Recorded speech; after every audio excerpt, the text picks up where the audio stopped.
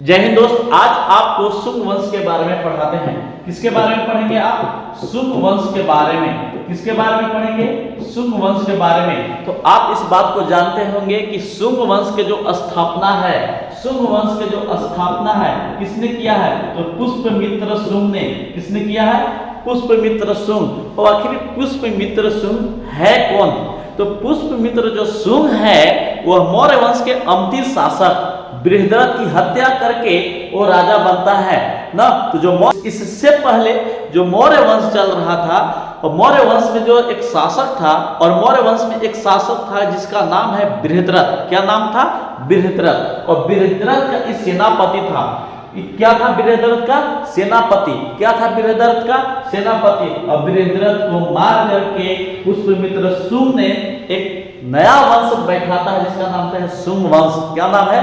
शुंग वंश। तो ये पुष्पमित्र जो शुंग है, ये पुष्पमित्र जो शुंग है, ये किस वंश की स्थापना करेगा? शुंग वंश के। किस वंश की स्थापना करेगा? शुंग वंश के। जाति से क्या है? कि जाति से ब्राह्मण है। कि जाति से क्या है जी? ब्राह्मण। जाति से क्या है? ब्राह्मण है। देखो, इसलिए शुंग वंश को प्रथम ब्राह्मण वंश भी कहते हैं। तो शुंग वंश को एक और नाम से जाना जाता है। किस वंश से?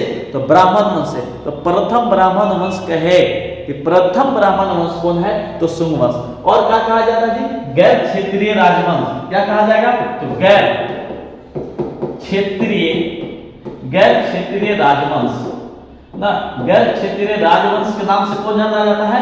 शुंग वंश। प्रथम ब्राह्मण वंश के नाम से कौन जाना जाता है? शुंग वंश। गैर क्षेत्रीय राजवंश क्यों कहेंगे? क्योंकि पुष्पमित्र जो शुंग है वो विदिशा के था। कहां के था? विदिशा एमपी के है। इसलिए कहा जाता है कि जो मगध पर शासन करने वाला गैर क्षेत्रीय राजवंश है। कौन से? शुंग वंश। आगे अगर आप देखेंगे कि राजधानी जो है, राजधानी किसको बनाता है? विदिशा को। किसको राजधानी बनाएगा? विदिशा को। प्रथम राजधानी जो है, इसका प्रथम राजधानी वो पाटलिपुत्र है। प्रथम राजधानी इसका कहाँ है? पाटलिपुत्र। और दूसरा जो राजधानी बनाता है, किसको बनाता है? विदिशा को। दूसरा राजधानी किसको बनाएगा? विदिशा को बनाएगा। अगर आगे देखिए कि जो पुष्पमित्र शुंग है, पुष्पमित्र शुंग है तो बौद्धों से बहुत ज्यादा नफरत करता है। यह बौद्ध विरोधक है। इसे क्या कहा जाता है? बौद्ध विरोधक। अगर सबसे ज्यादा कोई बौद्धों को नुकसान पहुंचाता है वो पहुंचाता है पुष्पमित्र शुंग। कहा जाता है कि अशोक द्वारा बनाया गया 84,000 स्तूपों को इसने तोड़वा दिया। अशोक द्वारा बनाया गया जो स्तूप होते हैं, स्तूप, ये स्तूप क्या होते हैं? कि बौद्ध धर्म में स्तूप क्या होते हैं? तो बौद्ध धर्म के एक प्रतीक है, एक चिन्ह है ना।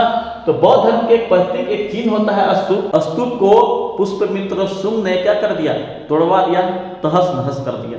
लेकिन सारी बातें सच नहीं है। अगर वो सच में बौद्धों से नफरत करता तो सांची का स्तूप और भरहुत का स्तूप नहीं बनाता। यह सांची का जो स्तूप है, सांची का स्तूप और जो भरहुत का स्तूप है वह कौन बनाया है? पुष्पमित्र शुंग। इससे पहले जो अशोक बनाए थे, लेकिन सांची का स्तूप और भरहुत का स्तूप जो है वह अशोक द्वारा बनाया गया है। किसके द्वारा? अशोक द्वारा बनाया गया है। वो पहले लकड़ी का था, लेकिन जो वर्तमान में अभी जो वर्तमान में उसकी जो रूपरेखा है, सांची का स्तूप और भरहुत का स्तूप अभी वर्तमान में जो इसका रूपरेखा है वह कौन बनाया है? वो पुष्पमित्र शुंग बनाया है। तो ऐसा कहा जा सकता है कि यह तुष्टिकरण का नीति अपनाता है। राजनीतिक लाभ के लिए वह बौद्धों को क्या करता है? उत्पीड़न करता है। पुष्पमित्र शुंग राजनीतिक लाभ के लिए क्या करता है? स्तूपों को तोड़वाता है। लेकिन उसके दिल में, उसके मन में बौद्धों के लिए नफरत नहीं था। अगर एक्चुअल में नफरत होता तो सांची का स्तूप और भरहुत का स्तूप का पुनः निर्माण नहीं करवाता। अब हम देखें कि पुष्पमित्र शुंग ने 2 अश्वमेध यज्ञ करवाया। कितने करवाया? तो 2 अश्वमेध यज्ञ करवाता है। पुष्पमित्र शुंग ने क्या करवाया है? 2 अश्वमेध यज्ञ करवाया। क्या करवाया? 2 अश्वमेध यज्ञ करवाता है। देखेंगे जिसका पुरोहित है वो पतंजलि थे। कौन थे? पतंजलि। कौन थे? पतंजलि। जिसके पुरोहित कौन है? पतंजलि है। तो 2 अश्वमेघ यज्ञ करवाने वाला कौन है? तो पुष्यमित्र शुंग। कौन है? पुष्यमित्र शुंग, जिसका पुरोहित कौन है? पतंजलि। कौन है? पतंजलि। ये जो बात है ये हमें किससे जानकारी मिलती है?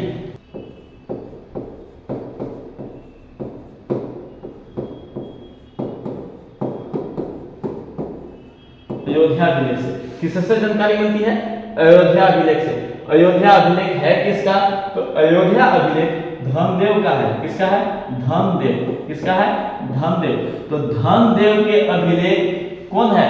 अयोध्या अभिलेख। कौन है? अयोध्या अभिलेख। और इससे यह पता चलता है कि पुष्यमित्र शुंग ने 2 अश्वमेघ यज्ञ करवाया था, जिसका पुरोहित कौन था? पतंजलि। जिसका पुरोहित कौन है? पतंजलि है। जो कुछ अब हम लोग जो देखेंगे कि पुष्यमित्र शुंग के समय कुछ जो ग्रंथ की रचना हुई है, तो ग्रंथों के हम लोग नाम देखने वाले हैं। पहला जो ग्रंथ के आप नाम देखेंगे जिसका नाम है महाभाष्य। कौन है? महाभाष्य। तो जो महाभाष्य के लेखक कौन है? तो यह लेखक है, महाभाष्य के लेखक कौन है? पतंजलि। कौन है? पतंजलि। दूसरा जो आप ग्रंथ के नाम देखेंगे, दूसरा ग्रंथ का नाम है अष्टाध्याय। क्या नाम है? अष्टाध्याय। तो ये अष्टाध्याय का लेखक कौन है? वो है पाणिनि। कौन है? पाणिनि। कौन है? पाणिनि। कौन है? पाणिनि है। और क्या हुआ है? तो और हुआ है मनुस्मृति। कौन है? मनुस्मृति। मनुस्मृति। जो मनुस्मृति कौन लिखा है? वो लिखा है मनु। क्या लिखा हुआ है? मनु। और हम लोग देखेंगे गर्गी संहिता। और हम लोग देखेंगे गर्गी संहिता। गर्गी संहिता गर्गी के द्वारा लिखा गया है। इनके द्वारा लिखा गया है, तो गर्गी के ही द्वारा लिखा गया है। और हम लोग देखेंगे जातक। जातक किसके लिए था? बौद्ध धर्मों के लिए। किसके लिए? बौद्ध धर्मों के लिए। तो बौद्ध भिक्षुकों के द्वारा क्या लिखा गया है? जातक लिखा गया। तो देखेंगे जो महाभाष्य है, तो महाभाष्य कौन लिखा? तो महाभाष्य लिखे हैं पतंजलि। महाभाष्य कौन लिखे हैं? पतंजलि। अष्टाध्याय कौन लिखे हैं? पाणिनि। अष्टाध्याय कौन लिखे हैं? पाणिनि। मनु ने क्या लिख दिया? मनुस्मृति। मनु ने क्या लिख दिया? मनुस्मृति। गर्गी ने क्या लिख दिया?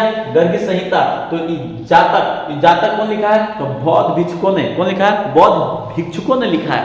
अब जो है शुंग वंश के जानकारी इन्हीं पुस्तकों से मिलेगा।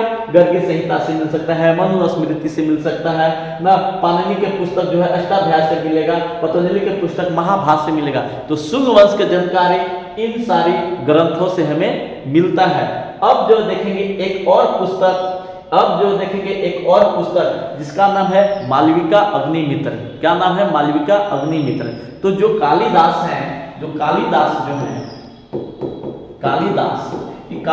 जो है एक पुस्तक लिखे हैं ना। कौन सा पुस्तक लिखे हैं? मालविका अग्निमित्र। मालविका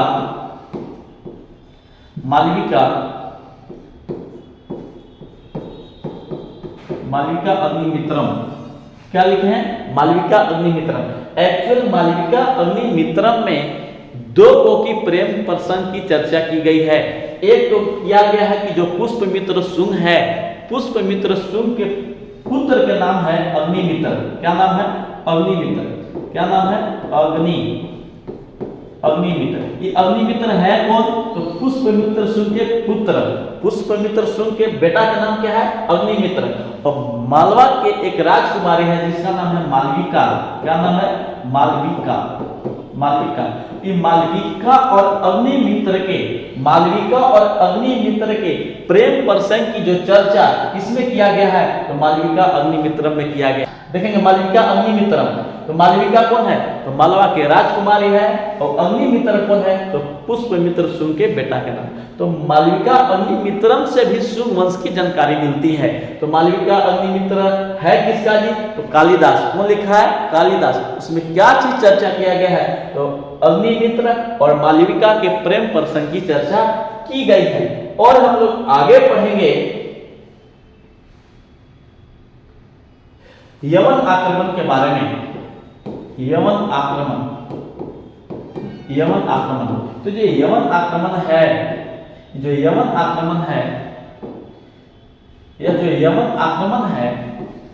यह 2 बार हुआ है ना। तो पुष्पमित्र शुंग के समय यवन आक्रमण कितने होते हैं? 2। कितने होते हैं? 2। एक का नाम है हेमेट्रियस। कौन क्या है? हेमेट्रियस। कौन क्या है? हेमेट्रियस। और दूसरा कौन क्या है? मिनांडर। कौन क्या है? मिनांडर। एक और नाम है मिलिंद भी कहते हैं। क्या कहते हैं? मिलिंद। तो देखेंगे मिनांडर और हेमेट्रियस 2 बार भारत पर आक्रमण किए थे, लेकिन जो अग्निमित्र जो है वो उस युद्ध को क्या कर दिया? विफल कर दिया। क्या कर दिया? विफल कर दिया, पराजित कर दिया। बेचारा पराजित होकर जा रहा था, बिचवा में मिल गए नागसेन। कौन मिल जाते हैं? नागसेन। कौन मिल जाते हैं जी? नागसेन। ये बेचारा मिनांडर उदास है ना। अब देखिए मिनांडर क्या है? उदास है। तो उदासी के कारण पूछते हैं, बेचारा बोलता है कि मैं युद्ध हार चुका हूं ना। तो बोलते हैं कि भाई आपको अगर शांति चाहिए तो क्या अपना लीजिए? बौद्ध धर्म। क्या अपना लीजिए? बौद्ध धर्म। बौद्ध धर्म। तो जो मिनांडर है, मिनांडर क्या अपना लेता है जी? बौद्ध धर्म। क्या अपना लेता है? बौद्ध धर्म। किसके कहने पर? तो नागसेन के कहने पर। किसके कहने पर? तो नागसेन के कहने पर। ये जो बात है एक ग्रंथ में लिखा हुआ है जिसको बोलते हैं मिलिंद पन्हो पुस्तक। तो मिलिंद पन्हो पुस्तक में मिनांडर प्रश्न पूछता है और नागसेन क्या देते हैं? उसका उत्तर देते हैं। किसमें? मिलिंद पन्हो पुस्तक में। ठीक है, इससे पता चलता है जो मिनांडर क्या अपना लेता है जी? बौद्ध धर्म अपना लेता है। क्या अपना लेता है? बौद्ध धर्म अपना लेता है। एक और विदेशी राजदूत आता है जिसका नाम है हेलियोडोरस। क्या नाम है? हेलियोडोरस। क्या नाम है? हेलियोडोरस। ये जो हेलियोडोरस है इसको भागवत धर्म को, इसको क्या? भागवत धर्म की शिक्षा दे देता है ना। ये क्या अपना लेता है? हेलियोडोरस क्या अपना लेता है? भागवत धर्म। क्या अपना लेता है? भागवत धर्म। भागवत धर्म में किसके बारे में पढ़ने को मिलेगा? भगवान विष्णु के बारे में। और उनका वाहक क्या है? गरुड़। उनका वाहक क्या है? गरुड़। इसलिए हेलियोडोरस ने विष्णु भगवान के इज्जत में, उनकी सम्मान में ना एक क्या करता है? विदिशा में। कहा? तो विदिशा में। कि विदिशा में क्या करता है कि एक स्तंभ का निर्माण करता है जिसको बोलते हैं गरुड़ ध्वज स्तंभ। क्या बोलते हैं? गरुड़ ध्वज स्तंभ। तो गरुड़ ध्वज स्तंभ की स्थापना कौन किया है? हेलियोडोरस। कौन किया है? हेलियोडोरस। कहाँ किया है? तो विदिशा में। कहाँ किया है? विदिशा का अभी आधुनिक नाम हो गया है, इसको कहते हैं बेसनगर। अभी क्या नाम है? बेसनगर। कहाँ है? एमपी में। कहाँ है? एमपी में। एमपी के विदिशा। आगे हम लोग देखेंगे कि इस वंश का जो अंतिम शासक है जिसका नाम है देवभूति। क्या नाम है? देवभूति। क्या नाम है? देवभूति। इसकी जो हत्या है, इसकी देवभूति की जो हत्या है कौन कर देता है? वो कर देते हैं वासुदेव। कौन कर देते हैं? वासुदेव। एक नया वंश बैठा देंगे, उसका नाम है कौरव वंश। आगे जो पढ़ने के लिए मिलेगा हमें कौन सा वंश? कौरव वंश के बारे में। जय हिंद।